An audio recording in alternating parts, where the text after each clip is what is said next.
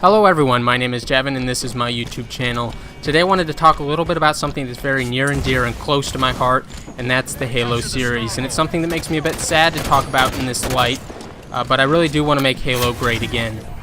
And these recommendations and changes that I would like to see implemented in the future Halo games are based on experience, thousands and thousands of hours playing all of the Halo games, playing competitively, playing every game, since I was 6 years old in 2001 when Halo first came out.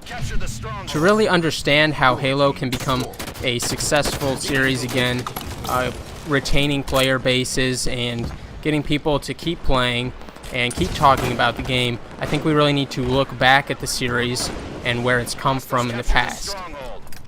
Now, I understand that games need to innovate to stay relevant. They need to come up with new ideas, and they need to improve upon the previous iterations if they wish to stay relevant and successful in the game industry today.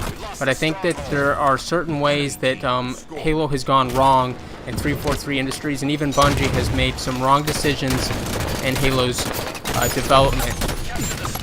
I'm going to start off here with my biggest point first, and the issue I have the most with current and the most recent Halo games, starting with Halo Reach, and that is the implementation of the sprint mechanic into Halo. If you look back at Halo 1, 2, and 3, those games, and ODST as well, do not have sprint as an ability, as an armor ability, or what have you.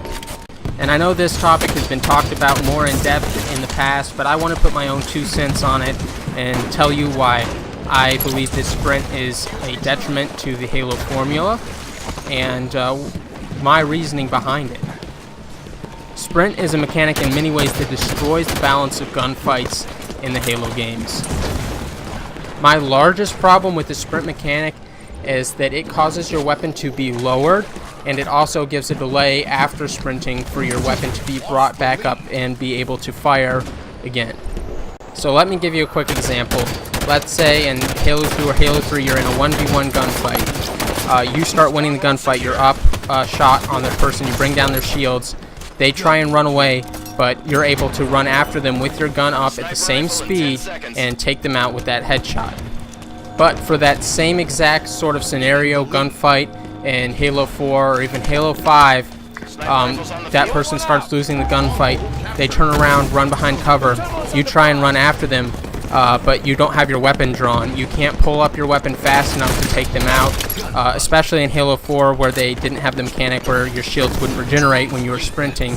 And this causes a lot of gunfights to be prolonged or people just to run away.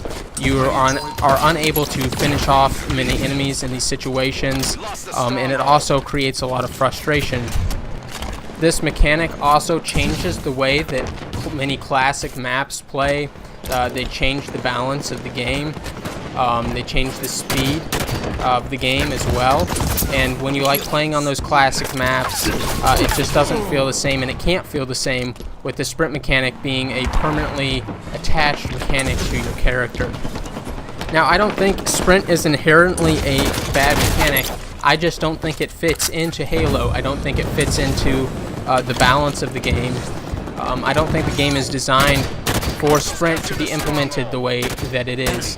I think that 343 Industries and Bungie also, when Halo Reach came out, they see what everyone else is doing with the first-person shooters. All the first-person shooters have sprint, and in order to try to stay relevant or do what the competition is doing, they add that into the game because they think that players won't accept it not being in the game, and I don't think that's right. I don't think that's true. I think that the game would play much better and players would be happier without sprint in the game. But that is my opinion. I could go on and on about sprint, but I'm going to stop there. I could make my own video about just sprint alone in Halo, but I have a few other points I'd like to bring up. I don't want to make this an hour-long video. So the next point I wanted to bring up is what Halo is at its core. And I think Halo at its core is an arena shooter. It always was an arena shooter, and I think it always should be an arena shooter. And that means that you start on opposite sides of generally a symmetrical or a well-balanced asymmetrical map. with the same weapons, same equipment, with an equal distance to power weapons on the map, having classes or armor abilities, or even the ability to choose different grenades or secondary starting weapons. I think that really ruins the balance as well with the game being an arena shooter. As an arena shooter, it needs to be an equal playing field based solely off of skill and game knowledge in order to prevail and win a match. I don't think that there should be any sort of luck or random elements added in that really detracts from the experience, and I don't like that. And it seems like most of these problems have been around ever since Halo Reach, and 343 has not done anything to fix them. In many cases, they've made a lot of these situations worse. And one of the points I wanted to bring up here is the amount of forge maps you come across playing in multiplayer. Well, in Halo 5, you know, it's not so bad for just playing Slayer or Team Slayer or whatever. If you're playing Big Team Battle, that's all you're going to be playing, and I know a lot of people who only play Big Team Battle. It's really disappointing to me that they don't have any Big Team Battle maps that aren't Forge maps. You know, a few Forge maps aren't a huge deal to me. That's fine.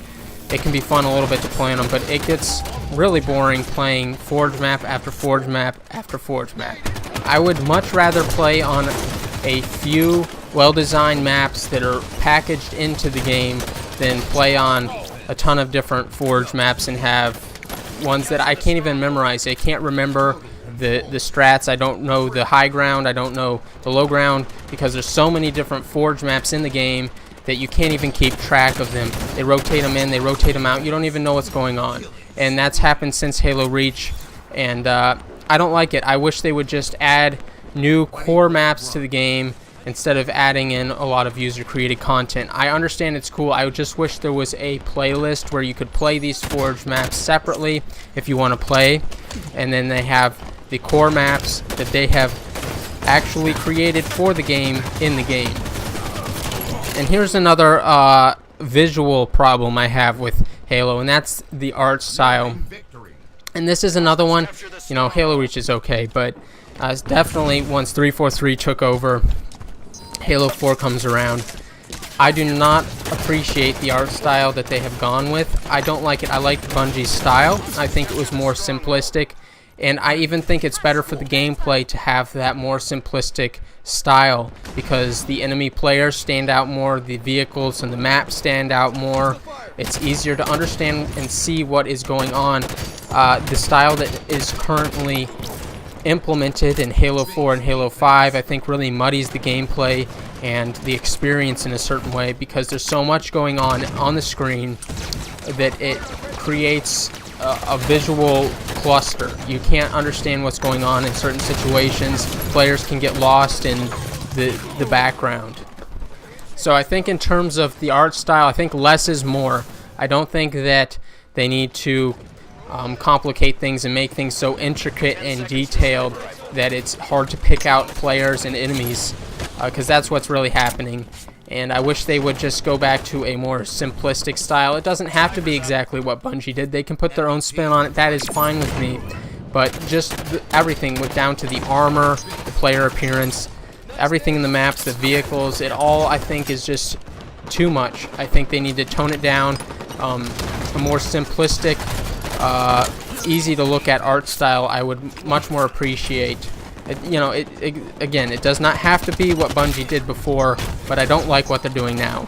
I hope they redirect that art style to something a little different in the future.